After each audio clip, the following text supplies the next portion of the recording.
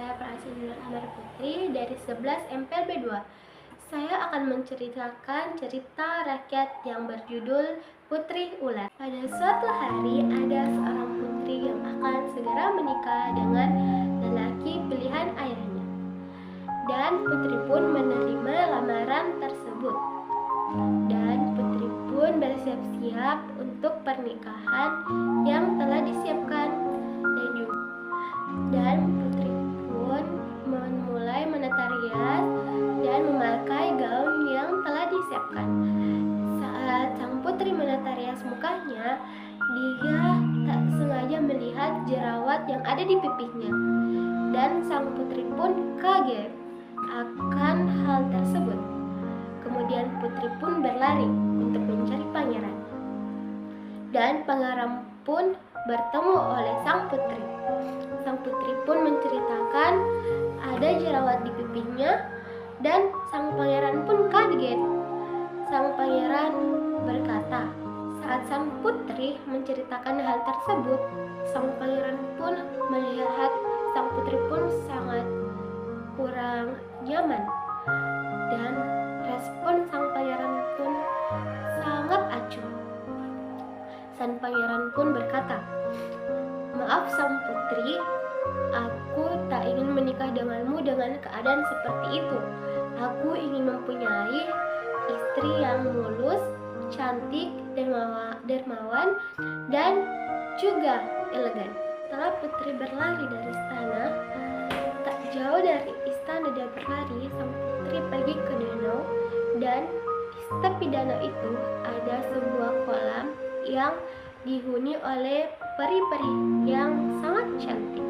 Dan peri yang berambut hitam tersebut bertanya, apa yang bisa kami bantu?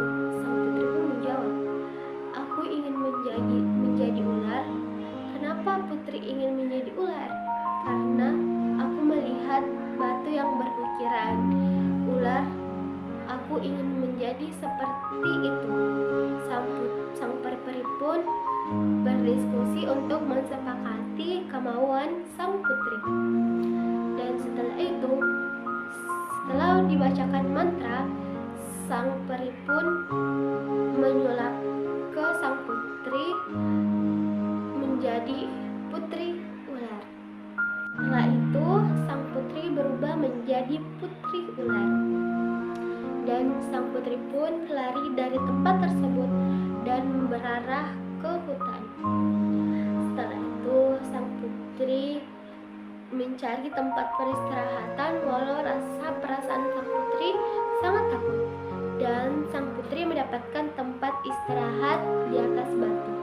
Dan saat putri tidur, sang putri dikelilingi oleh hewan-hewan terbang seperti kupu-kupu, capung, dan lain-lain.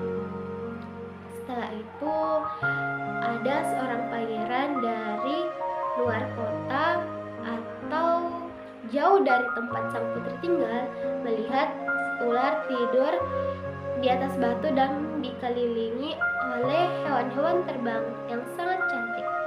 Setelah itu, sang pangeran memanggilnya, "Hei!" Dan setelah itu, sang putri ular kaget dan merasa panik akan mendengarnya suara seseorang. Dan tak lama dari itu, dia berkenalan, berbincang-bincang, dan sang pangeran mengajak sang putri pergi ke tempat tinggalnya. Pangeran berpikir, kenapa ada ular yang bisa berbicara? Tapi sang pangeran pun tidak peduli akan hal itu. Yang penting dia mempunyai teman seekor ular yang sangat baik. Setelah itu, sang pangeran pun menaruh sang putri ular di tempat gubuk tak jauh dari istana pangeran tersebut. Setelah itu, sang pangeran pun pergi dan meninggalkan sang ular tempat tersebut. Lama dari itu, sang ular dan sang pangeran pergi jalan-jalan di tepi sungai dan mereka sangat akrab dan sangat bisa diajak cerita dan bertukar cerita. Kemudian tak lama dari cerita-cerita dan habis bermain-main di tepi sungai, sang pangeran pun mengantar sang putri ular kembali ke tempat gubuk dia tinggal. Dan pangeran pun pergi meninggalkan sang putri ular.